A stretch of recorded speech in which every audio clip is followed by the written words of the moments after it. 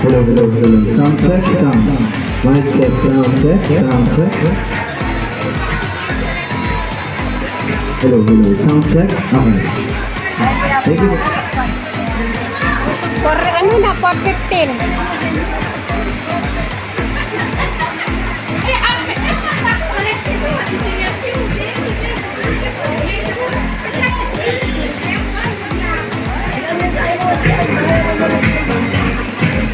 Ayan, inaanyahan ko po ang bawat isa na mag-settle down so that we can start po ang celebration po ng birthday.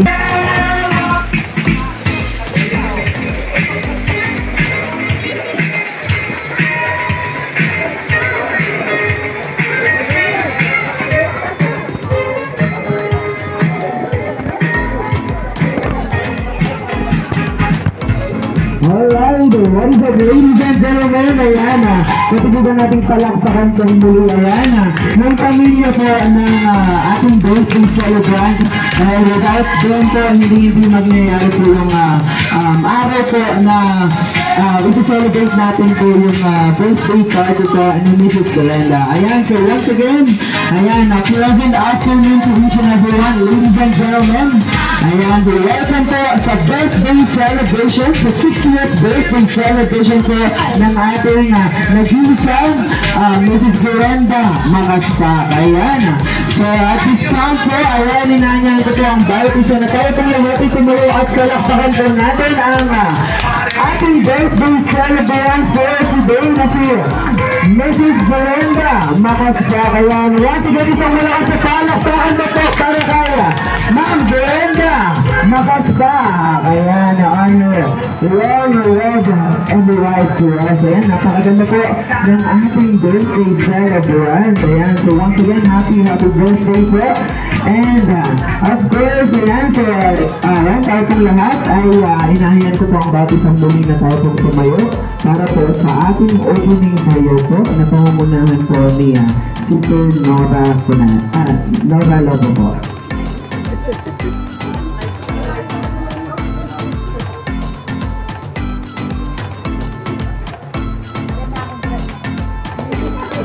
Sirayo po, happy birthday po kay Sister Glenda na.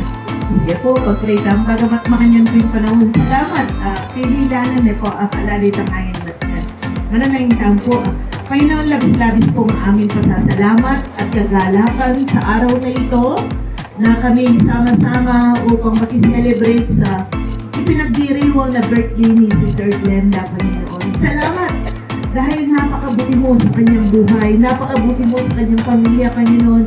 Nakita namin kung paano mo sila iniingatan, ginagabayan, at kung paano mo sila pinagpaala, Panginoon. Tunay nga po, Diyos, na dakila ka, nararapat ka lamang bigyan ng papuri at pasasalamat. Kaya Lord, sa hapong ito, Panginoon, dalangin po namin na ang celebration ito, Panginoon, ay patuloy na ang iyong presensya mo, ang patuloy na samahan mo kami, Panginoon. At dalangin po namin na ma-enjoy namin bagamat umuulan, may bagyo, pero Lord, ma-enjoy namin yung araw na ito, Panginoon, na kasama namin ang Makaspak family, Panginoon, at ang lahat ng mga bisita na narito, Panginoon. Pagpalain mo po kami, Panginoon, at ang word mo na mababahagi sa aming kalagitnaan, ito nagiging pagpapala at kalakasan ng bawat isa sa aming lugar. Salamat po, pagpalain niyo po ang lahat. Ito po ang aming danahin sa pangalan ni Jesus. Amen. Amen. Thank you so much po, Sister Nora Lobo. Ayan, so once again, maaari na po tayong umupo. Ayan, so at this point po, pinapasalamatan ko po ang bawat isa for closing this event. Ayan, sa pag-attend po ninyo sa birthday party, sa birthday celebration po ng ating celebrant po today na si Mrs. Glenda Makaspak. Ayan, so alam ko po na ang panahon po ngayon ay hindi ganun kaganda. Magbagyo po tayo, pero nagpapasalamat po kami first sa ang ginahas po ng pamilyang Makaspak po and ang ginahas po sa celebrant na si Mrs. Glenda Makaspak. Nagpapasalamat po kami dahil sinamahan niyo po siya sa kanyang birthday party. Ayan, alam ko po na masayang-masaya po ang ating birthday celebrant ngayon dahil nakikita niyo po yung mga pamilya niya, yung mga celebrate niya, yung mga ka-celebrate niya, and of course, yung mga friends niya. Ayan, so hindi ko na po kayo maiisa-isa, kaya alam ko po na masayang-masaya po ang ating birthday celebrant sa pagkakataon nito. And explain ko lang po, ayan, so i-explain ko lang po yung flow ng ating program for today. Ayan, so magkakaroon po tayo ng mga konting ka-games lang po. Ayan, kung makikita po ninyo dun sa may side po natin, may mga prizes po doon. Ayan, may mga questions lang po akong itatanong later. Ayan, question and answer portion po tayo mamaya. And, ayan, sa mga sa bawat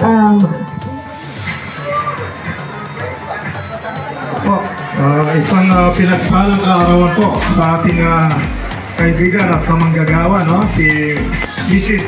Glenda, pakasta, no po? Tayo po ay natutuwa, nakikigisaya at nakikigalak sa kanyang kaarawan, no po? Kaya pa pong outfit na ngayon, dahil pong sinabi Jiggy Pacquiao, kaya pa pong laban ng mga Pacquiao, dahil pong sinabi ito, bitang bugan niya ngayon. Kaya po, siyempre po, yung pera malabungin kaarawan na po. So, tayo po yung nakikisaya at nakikigalak ang bawat isa na mga guests. So, siyempre, kaarawan ko, no?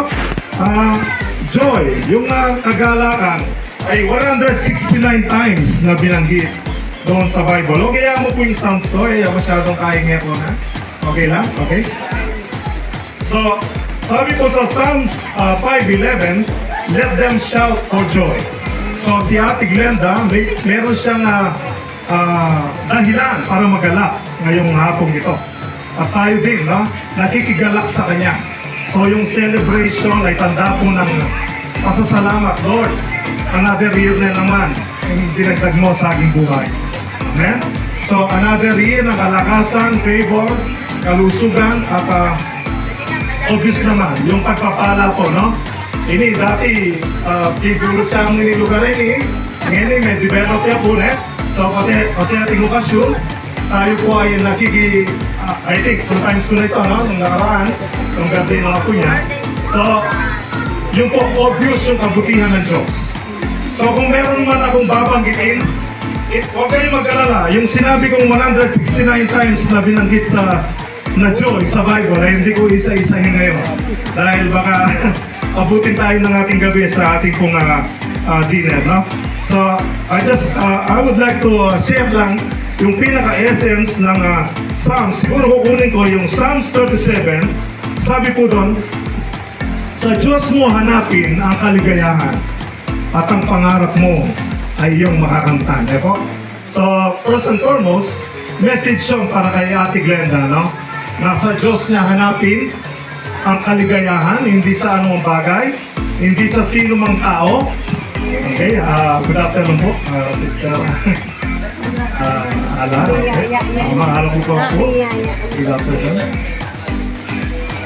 So, itutuloy ko lang po, acknowledging the presence ng ating po kamanggagawa, no? Sister Ala. So, mga payapos po kanyang MC namun, acknowledging the presence. Okay? So ito po, sa Diyos mo hanapin ang kaligayahan at ang pangarap mo ay iyong makakamtan. Andiyan itamo po. Andiyan itamo po itanda ng tamo ngayong oras sa ini. Ikuha tayo portion tamo. Bayo tayo mag-games po ta, bayo tayo manang po ta. Ikuha mo na yung portion mo. Ikuha mo na yung bahagi mo. Pangatandanan mo po. Pag natandaan mo yung short phrase na yon sa Psalms 37, sa Diyos mo hanapin ang kaligayahan at ang pangarap mo ay iyong makakamtan. Ibig sabihin, hindi sa material na bagay mo hahanapin ang kaligayahan. Bagamat kailangan natin yan. Hindi sa relasyon lang hahanapin ang kaligayahan. Bagamat kailangan po natin yan. Hindi sa magagarang na kagamitan, kagaya ng kotse, o ng lupa, o ng bahay mo hahanapin.